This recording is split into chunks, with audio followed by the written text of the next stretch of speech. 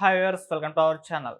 Hero Karthik గారు తిరుపతి లడ్డు పైన చిన్న సెటైరికల్గా చేసిన కామెంట్స్ అనేవి కాస్త వివాదాస్పదంగా మారాయి. దానికి పవన్ కళ్యాణ్ గారు కూడా కౌంటర్ ఇవ్వడం చూస్తాం. ఇప్పుడు ఇదే ఇష్యూ పైన మనతో మాట్లాడడానికి సీనియర్ జర్నలిస్ట్ చరణ్ పరమి గారు ఉన్నారు. వారితో ఒకసారి మాట్లాడుతున్నా. హాయ్ అన్న. హాయ్. సో ఆ వీడియోలో అయితే ఇద్దరికి కూడా క్లియర్గా చూస్తాం కదన్న. నిన్న ఈవెంట్లో కార్తీక్ గారు మాట్లాడిన మాటలు అంటే ఇప్పుడు లడ్డు వ్యవహారం చాలా సెన్సిటివ్, మాట్లాడొద్దు అని చెప్పేసి ఆయన అన్నారు. పవన్ కళ్యాణ్ గారు కౌంటర్ ఇచ్చినట్టుగా ఆయన మాట్లాడేస్తారు. అసలు సెన్సిటివ్ ఇష్యూ కాదు ఇది, దీన్ని సెటైరికల్ గా మాట్లాడకండి అని చెప్పేసి హీరో గారికి కౌంటర్ వేశారు. మరి ఈ వివాదం పైన, ఇష్యూ పైన మీ ఒపీనియన్ మీరే విధంగా చూస్తారు దీన్ని? సో వాళ్ళిద్దరు మాట్లాడింది మనం విన్నామన్నా, ఒకసారి ఆడియన్స్ కూడా వీడియోలు, విజువల్స్ ఒకసారి వాళ్ళిద్దరు మాట్లాడింది మనం చూద్దామా? చూసిన తర్వాత మీ ఒపీనియన్ దీనిపైన అయితే తెలియజేయండి.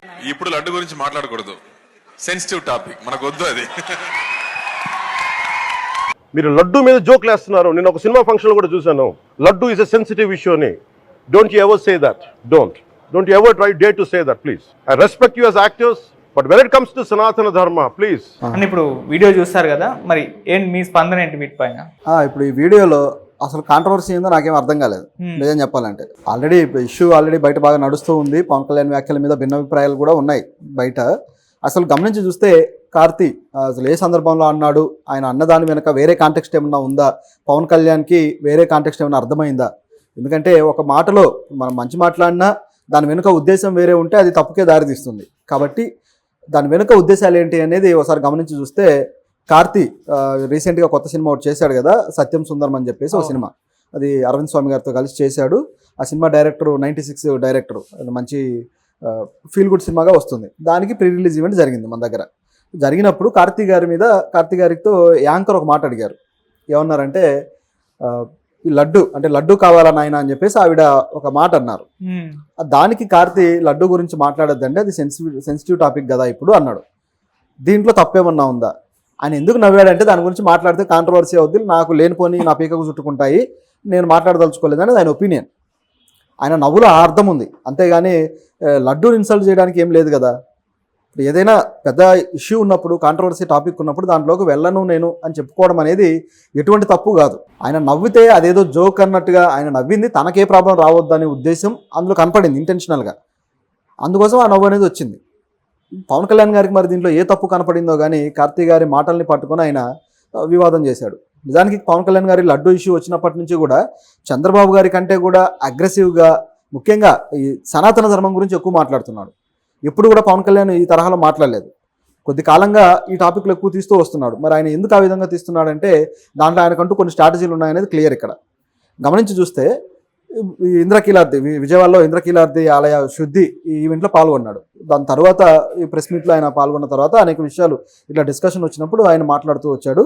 దీని విషయంలో కౌంటర్లు ఎవరికైతే వేయాలనుకున్నాడో వాళ్ళకి ఏమాత్రం మొహమాటం లేకుండా కౌంటర్లు వేస్తూ పోయాడు. దాంట్లో భాగంగా కార్తీ గారి వ్యాఖ్యల మీద మాట్లాడాడు. అదే డైరెక్ట్గా ఆయన పేరు పెట్టకుండా అన్నాడు. అది అందరికీ అర్థమైంది. కొంతమంది ఒక సినిమా ఈవెంట్లో చూశాను, ఇట్లా లడ్డు మీద జోకులు వేస్తున్నారు, మీరు జోకులు వేయొద్దు అంటే డోంట్ సే లైక్ దిస్ అని చెప్పేసి అన్నాడు. అంటే ఇలా మాట్లాడడానికి కూడా మీరు ధైర్యం చేయొద్దు, అంటే 100 times you have to think about ఈ ఇష్యూ మీద అని చెప్పేసి అన్నాడు. అంటే ఎందుకు ఇట్లా అనాల్సి వచ్చింది?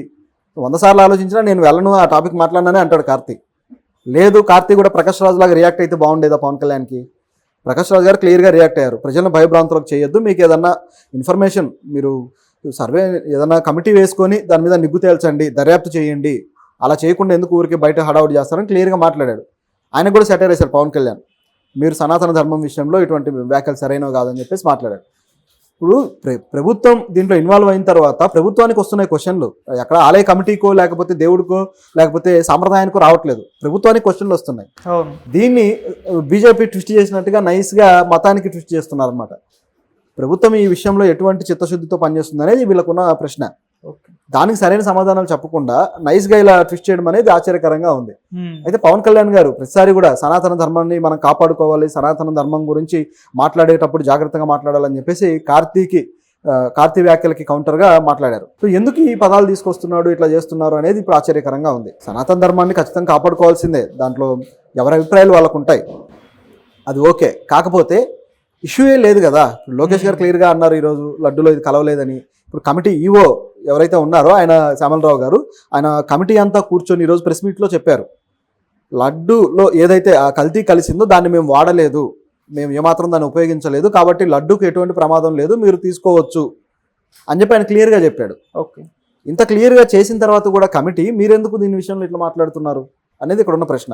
బహుశా పవన్ కళ్యాణ్ గారి ఐడియాలజీ వేరే విధంగా ఉన్నట్టు కనిపిస్తుంది. ఏంటంటే ఎలాగైతే ఈ అయోధ్య విషయంలో మన బీజేపీ నాయకులు ఎవరైతే ఉన్నారో సీనియర్ నాయకులు అద్వానీ గారు ఏ విధంగా అయితే దాంట్లో ముందు ఉండి రథయాత్ర చేసి హడావుడి చేసి ఒకసారిగా పార్టీని పై స్థాయికి తీసుకుని వెళ్ళాడో ఆ ఇష్యూని ఉపయోగించుకొని, అదే పద్ధతిలో పవన్ కళ్యాణ్ గారు ఈ టీటీడీ లడ్డూని ముందు పెట్టుకొని ఆయన ఒక ప్రాయశ్చిత్త దీక్ష చేసి దీంతో ఒకసారిగా సనాతన ధర్మానికి ఏపీలో ఒక ఇదిగా ఐకాన్గా కనపడడానికి ప్రయత్నిస్తూ మొత్తానికి నెక్స్ట్ ఎలక్షన్స్కి ఆయన ఒక ఐడియాలజీతో కూడిన పీపుల్ని గ్యాదర్ చేసుకుంటున్నాడేమో అన్నట్లుగా ఉంది చూస్తూ ఉంటే. బహుశా ఎందుకంటే చంద్రబాబు గారికి కూడా ఇప్పుడు పవన్ కళ్యాణ్ గారి స్ట్రాటజీస్ అంతగా మెచ్చుకుంటాడని నాకైతే అనిపించట్లేదు. ఎందుకంటే ఇప్పుడు ఈ ఫోకస్ అంతా కూడా ఇటువైపు ఆయన వైపు మళ్ళీ అవకాశం ఉంది తప్పితే ప్రభుత్వం ఏం మాట్లాడుతుంది, ప్రభుత్వం చర్యలు ఏంటి దీని విషయంలో అనేది కూడా ఇప్పుడు సెకండరీ అయిపోయింది. ఓకే. సో ఇది సెకండరీ అవ్వడం అనేది కూడా సరైంది కాదు. సో ఈ యాంగిల్లో ప్రభుత్వం మీద కూడా కొన్ని ప్రశ్నలు వచ్చాయి, కానీ వాటికి సమాధానాలు లేవు. ఇప్పుడు నిన్నటిదాకా ఒక రకంగా మాట్లాడిన ప్రభుత్వం ఇప్పుడు ఒక్కసారిగా మళ్ళీ యూటర్న్ తీసుకుంది. నిన్నటిదాకా లడ్డూలో అది కలిసింది అది ఇదని చెప్పేసి తిన్నారు, ప్రజలకు అపచారం జరిగిందని మాట్లాడిన వాళ్ళు ఇప్పుడు లడ్డూలో అది కలవలేదని చెప్పేసి ఈవోనే వచ్చి చెప్పాల్సి వచ్చింది. ఆయనకి ఎవరు ఆదేశాలు ఉంటే వచ్చి చెప్తాడు? ప్రభుత్వ ఆదేశాలు లేకపోతే రాడు కదా. అవును, ఖచ్చితంగా ప్రభుత్వ ఆదేశాలు ఉన్నాయి. అదేవిధంగా దీని మీద సిబిఐ కమిటీకి వేయాలి అని చెప్పేసి నిన్న సుబ్రహ్మణ్య స్వామి గారు పిటిషన్ వేయడం జరిగింది. పిటిషన్ వేసి సుప్రీంకోర్టులో మీరు సిబిఐకి ఇచ్చి మీరు దర్యాప్తు చేస్తారా, ఏదో ఒకటి చేయండి దీని విషయంలో అని అడిగారు. దానికి ప్రభుత్వం కూడా కౌంటర్ లేదు ప్రభుత్వం దగ్గర నుంచి. ఎస్ మీరు వేయాల్సిందే అని చెప్పి కౌంటర్ లేదు. బహుశా పైనుంచి బీజేపీ నుంచి కొన్ని ఆర్డర్లు ఉండాలి. ఎందుకంటే ఇది జాతీయ స్థాయిలో పెరిగిపోతే ఎందుకంటే తిరుపతికి కేవలం మన రాష్ట్రానికి సంబంధించిన ఇష్యూ కాదు కదా, మొత్తం దేశం మొత్తం మీద ఎక్కడ వెంకటేశ్వరుడు భక్తులున్నా బాలాజీ భక్తులున్నా, ఇప్పుడు నార్త్లో అయితే బాలాజీ అంటారు. సో ఈ భక్తులందరూ వచ్చేస్తారు. ఇప్పుడు వాళ్ళందరూ వచ్చి ప్రసాదాలు తిన్నవాళ్ళు, ఇక్కడికి వచ్చి మొక్కిన వాళ్ళు, వాళ్ళందరికీ కూడా సెంటిమెంట్కి దెబ్బ పడుతుంది. సో అది తిరుపతి దేవస్థానానికే దెబ్బ ఇది కానీ ఈ విధంగా నెగిటివ్గా వెళ్తే. సో అది గ్రహించి ఒకవేళ ఇది ముదిరితే మళ్ళీ బీజేపీ ప్రభుత్వానికే చెడ్డ పేరు వచ్చే అవకాశం ఉంది. సో ఇవన్నీ గమనించుకొని కొద్దిగా వాళ్ళు కొంచెం కంట్రోల్ అవ్వండి, లేకపోతే ఇబ్బందికరం అని చెప్పినట్టుగా ఉంది. కాబట్టి వీళ్ళ వ్యాఖ్యల్లో కొన్ని తేడాలు కనిపిస్తున్నాయి. ఓకే. ఇది ఒక యాంగిల్లో ఉంటే, మరొక యాంగిల్ చూస్తే పవన్ కళ్యాణ్ గారిని ఉపయోగించుకొని బీజేపీ ఆడుతున్న స్ట్రాటజీ సనాతన ధర్మానికి ప్రజల్లో మెంటల్గా ప్రిపేర్ చేస్తున్నారు. ఇప్పటిదాకా మీరు రాజకీయాలు ఒక యాంగిల్లో చూశారు. ఇప్పుడు నార్త్లో ఎలాగైతే ఉత్తరప్రదేశ్లో జరిగే రాజకీయమో లేకపోతే మహారాష్ట్రలో జరిగే రాజకీయమో ఈ తరహాలో మతపరమైన రాజకీయానికి ప్రజలను ప్రిపేర్ చేస్తున్నారు. దానికి ఇప్పుడు ఉన్న పావు ఎవరయ్యా అంటే పవన్ కళ్యాణ్ గారు. ఆయన ఉపయోగిస్తున్నారు. సో ఆయన అమాయకంగా దాంట్లో ఇరుక్కుంటున్నాడా, లేకపోతే తన పార్టీ కోసం క్యాడర్ని ఆయన తయారు చేసుకున్నాడని తాను భ్రమపడుతున్నాడా, ఇట్లా చాలా ప్రశ్నలు ఉన్నాయి పవన్ కళ్యాణ్ గారు చేస్తున్న దాంట్లో.